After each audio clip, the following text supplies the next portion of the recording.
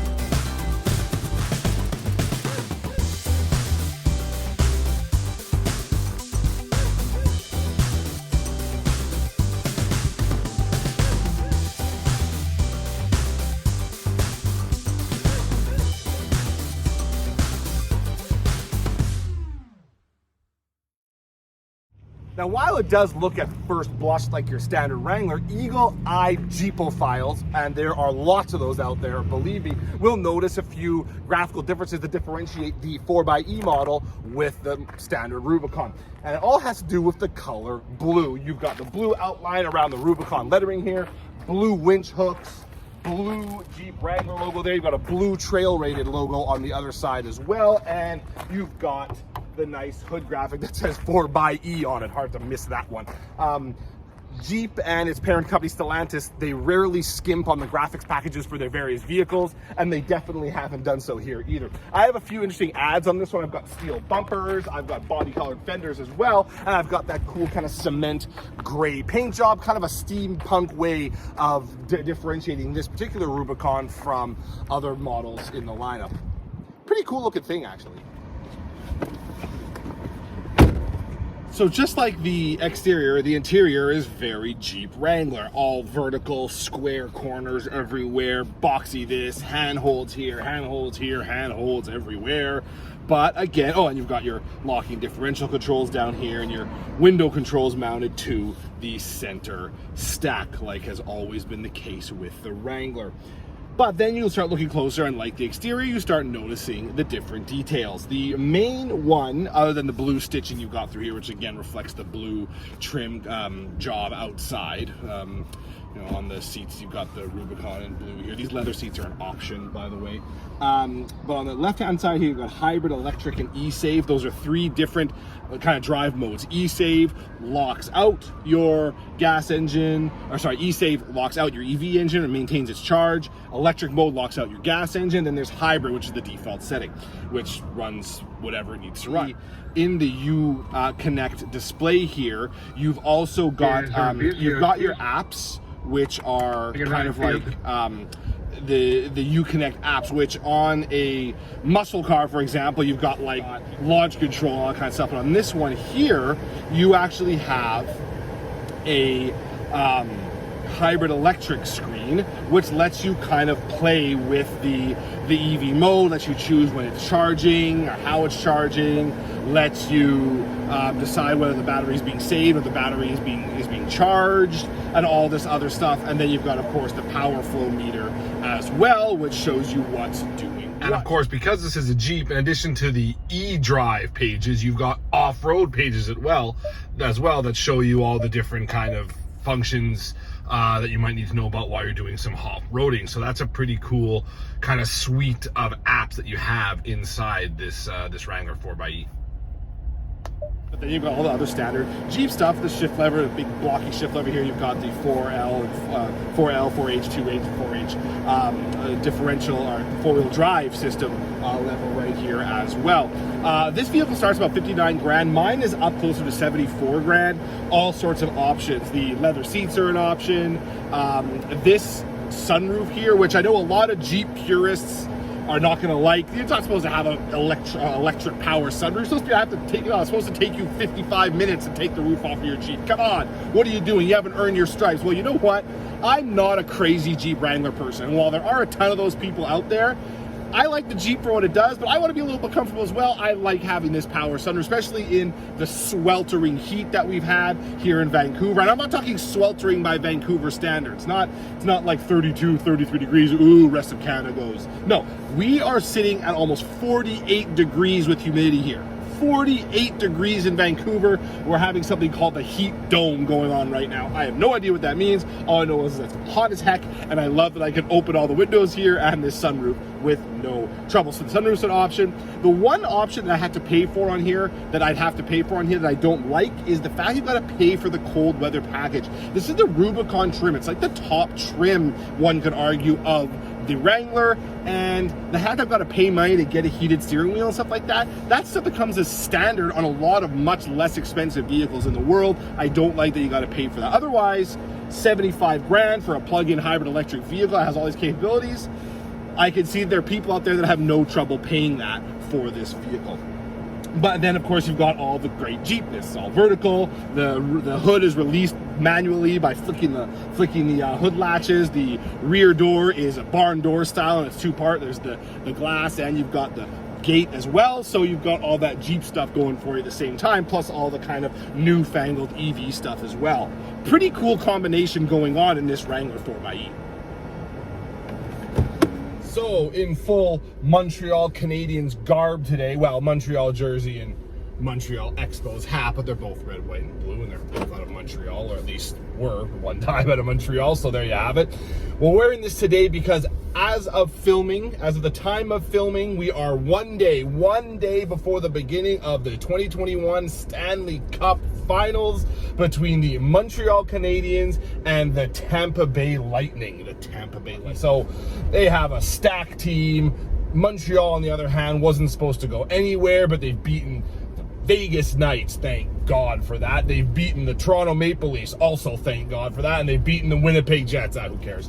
And wow, they're in the Stanley Cup Final. They are underdogs once again, but they've been underdogs this whole series. That's kind of what happens when you, this whole playoff, I should say, that's kind of what happens when you enter the playoffs as like the lowest point scoring team. Because of the way the divisions were arranged this year, they actually had less points than other teams that didn't even make the playoffs, teams like the Dallas Stars and New York Rangers, but the Canadiens made it because of the COVID-related kind of organization of the various divisions in the NHL. So here we are, game one's tomorrow, wearing the gear, go Habs, go.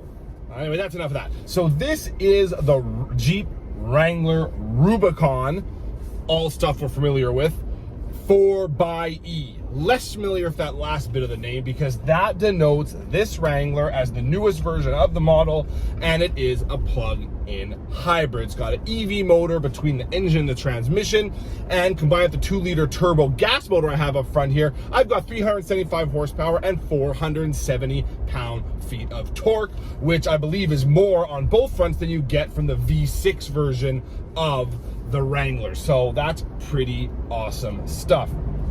But I've got all the Jeepness as well. I've got Dana axles. This is the Rubicons with the big tires on it. I've got locking differentials down here.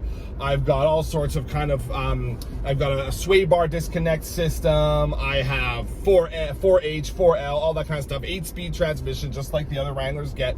But I've got the electric motor. And what that electric motor allows me to do is, when in town like I am now, and moving around at a snail's pace, really, you can hit a button down here that says electric on it, and that makes you drive in full EV mode. You don't use any gas while you're doing that. The default mode is hybrid, so the system will choose when to use the EV motor, when to use the gas motor, when to use both. But if you're in the city and you're like, no, I want to use my EV now, I don't need to save it for later, I have an EV mode like I do here.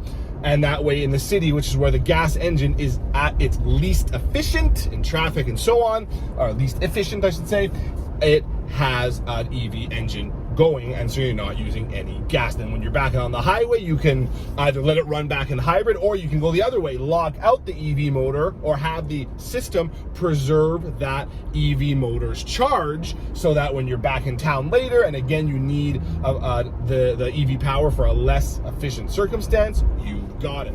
Another interesting kind of feature they have in here is activated by this button down here that's marked with a blue battery icon. That is your max recharge button. So what that is when you press that and you start to slow down and you release the throttle when you're in the city, for example, it starts running the EV motors backwards, so you get to regenerate your battery, so you get more range that way. Really good for when you're in the city and there's lots of stopping and starting. I wouldn't call it one pedal driving though. I've tried it on flats, going downhill, going uphill. It never goes down to a full stop. We've always got to hit the brake to bring it to a full stop. And you can't activate cruise control really at slow city speeds either, so it's not attached to the cruise control either. So it's not really true one pedal driving, but it does help you gain power when in stop and go traffic in the city.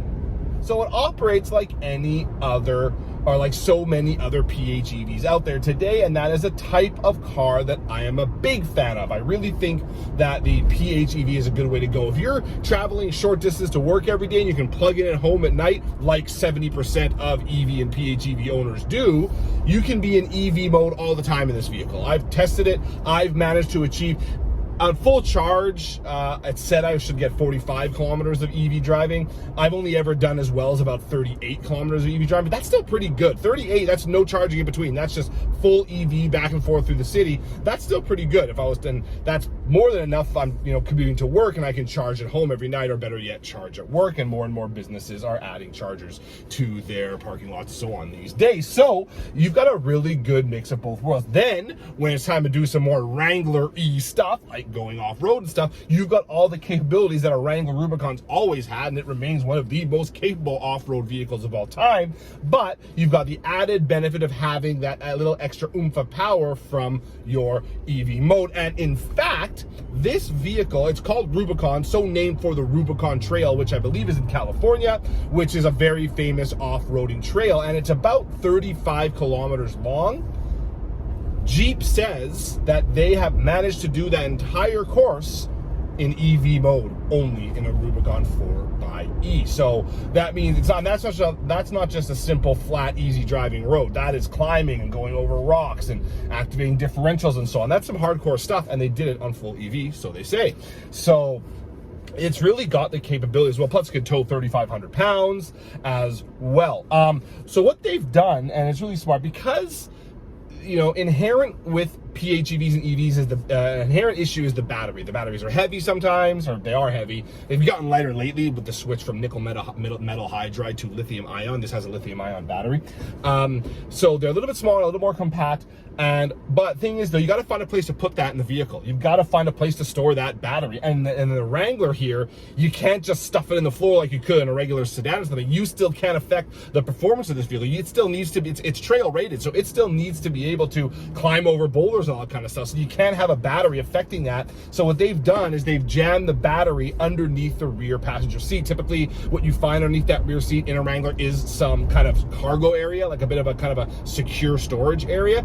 But you don't have that anymore, but you've got the EV instead. So yeah, you're gonna sacrifice a bit of storage, but you've got the battery there, and that doesn't affect the ride height, it doesn't affect the ground clearance, it doesn't affect any of those, the addition of EV power, doesn't affect any of those things, so you've still got great ground clearance here.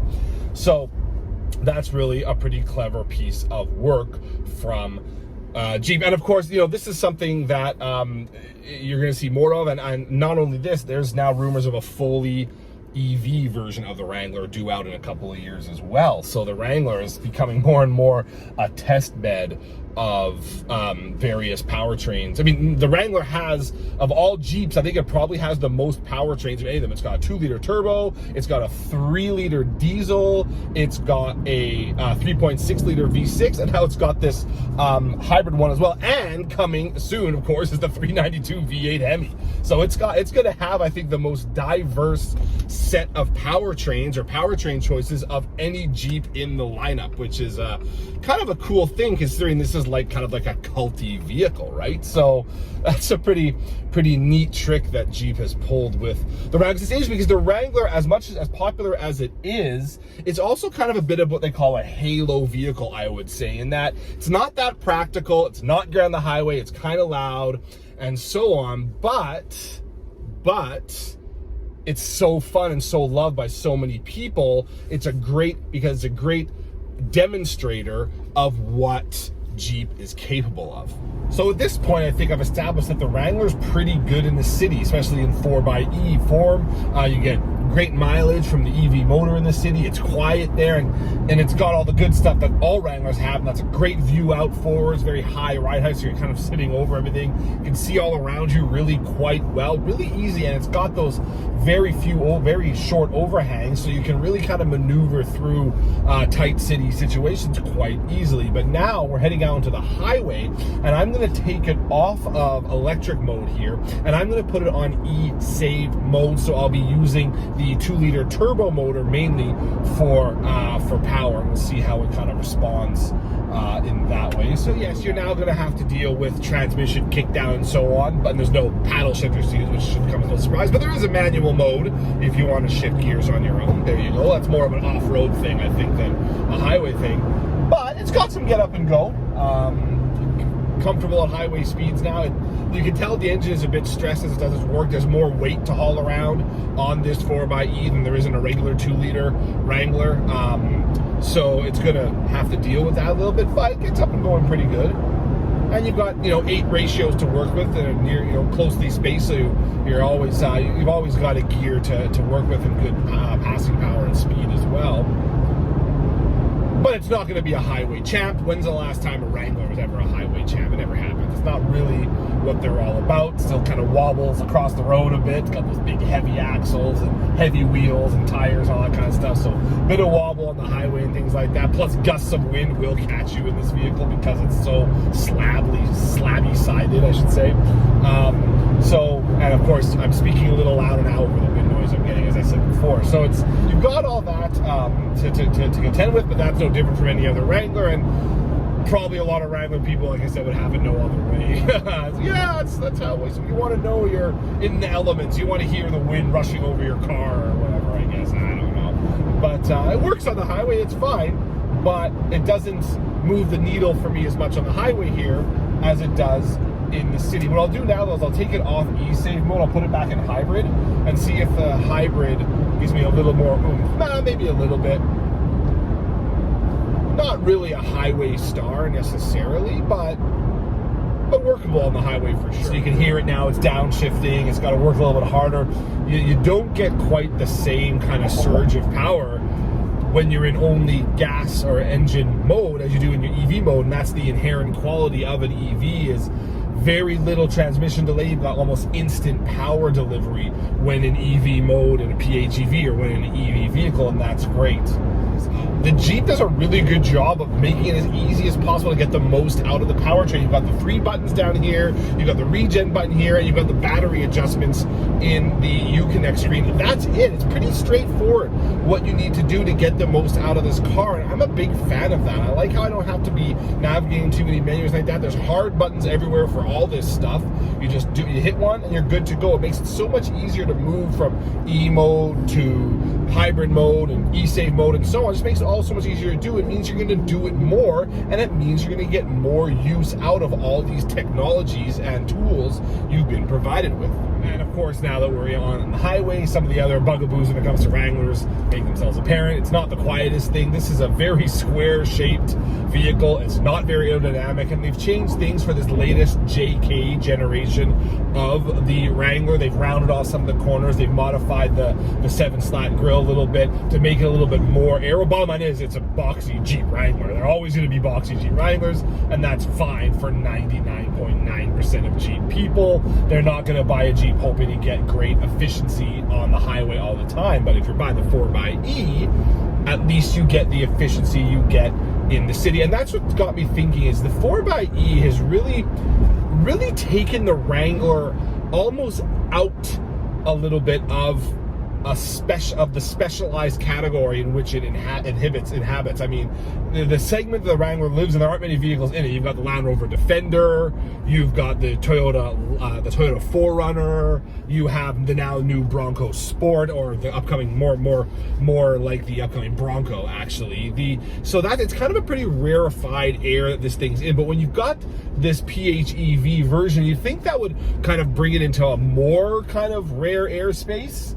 But I think it actually almost normalizes it a little bit more, because one of the main features of the PHEV system, or the 4xe system, whatever you'd like to call it, is that it really improves the day-to-day living of the Wrangler. And while it does add some improvement to the off-road ability of this vehicle, all the Wranglers are good off-road, especially in Rubicon form. And so, but this one here makes it a more all-round vehicle, I would say, one that's easier to live with in the city, just because it's that much more fuel efficient. You can make the argument for the 2-liter version, the 2-liter turbo Wrangler, being a good alternative for fuel efficiency, and that's true, it is. But this one here, with the electric power you can run it on, is the standard in the Wrangler lineup when it comes to efficiency around town and fuel savings. So it's almost kind of brought this particular Wrangler into almost a more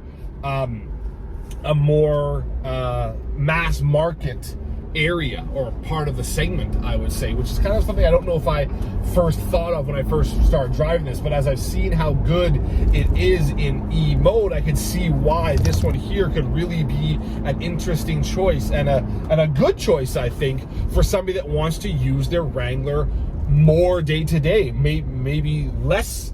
They still can do specialized stuff with it, off-roading, the Rubicon Trail, if they can make it that far, and so on. But now they can use it in the city with less guilt, because you're saving gas and you're plugging it in at night, and that's awesome. So I think it's a really cool mix. And of course, as I said before, I'm a little biased. I love PHEV vehicles. I love the PHEV version of the BMW X5. I love the Honda Clarity, which has now been canceled, unfortunately. I like that vehicle. The various T8 models from Volvo. Like, I really think it's a cool tech. I think it's cool that Jeep has done it. It's not inexpensive. This is a $75,000 vehicle. Like I said, that starts at around 60, which is a little bit easier to swallow, but you'll save money by going without the 4xe platform. You'll save money by going with the 2-liter and so on, but the amount of money you might save at the pump will help make up for that, especially at the gas prices we're seeing today in BC anyway. The latest I saw is $1.62.9 per liter, which is not cheap. So gas is expensive, but this one here kind of helps take some of the sting away. I like the 4xe. I think it's a great idea. I think it looks cool. I like the blue trim. I think that's great. And I think it's a vehicle that it could do very well for Jeep, especially as more and more people start to kind of understand the ways of the PHEV lifestyle, which are not that hard to understand once you really put your mind to it. Anyway, so that's my review of the 2021 Jeep Wrangler Rubicon 4xe. Hope you enjoyed it. If you haven't already subscribed to the channel, please do. If not, no hard feelings, of course. Thanks for stopping by, and sayonara, folks.